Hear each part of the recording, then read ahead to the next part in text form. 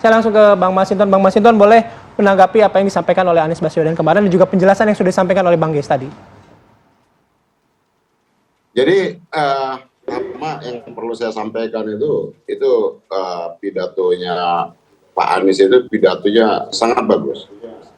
Nah, jadi secara retorika ya itu kalau kita membaca artikel ya seperti itulah kira-kira gitu yang disajikan. Secara retorika sangat bagus, gitu. Nah, mirip seperti kita kalau membaca artikel ataupun tesis-tesis tentang negara, demokrasi dan pemilu seperti itu. Jadi apa yang disampaikan secara normatif iya seperti itu.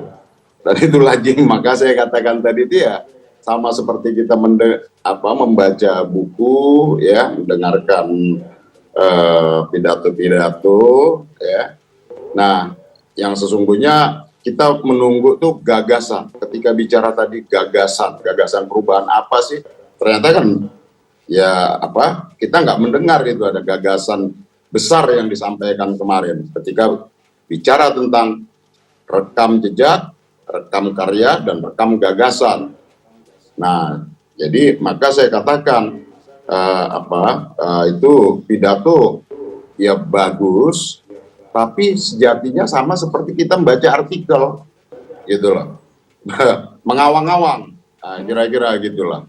Nah, kemudian tentang bagaimana tentang merealisasi kesemakmuran, ya, nah yang itu kita nggak mendengar itu gagasannya apa. Kalau di Jakarta, Mama, seperti apa sih kesemakmuran yang sudah dilakukan, gitu ya.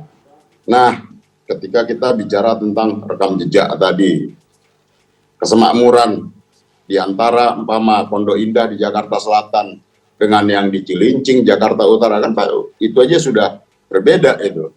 Nah, begitu. Apalagi kesemakmuran yang dimaksud dalam konteks keindonesiaan itu seperti apa? Apakah seperti yang sudah dilakukan oleh Pak Jokowi kan konkret ya, bagaimana kesemakmuran itu akan dibangun dengan infrastruktur mengkonekkan satu wilayah dengan wilayah yang lain, satu pulau dengan pulau yang lain. Nah, bayangan kita kan tadinya akan seperti itu, pidato itu. Tapi kan ternyata nggak muncul tuh gagasannya. Maka saya katakan, itu sebagai sebuah retorika, mirip seperti kita membaca artikel tentang negara, demokrasi, dan pemilu, seperti itu. Nah, kita tahu bahwa periode jabatan itu diatur tegas dalam konstitusi kita. Kekuasaan itu ya limitatif, dia cuma 2 periode.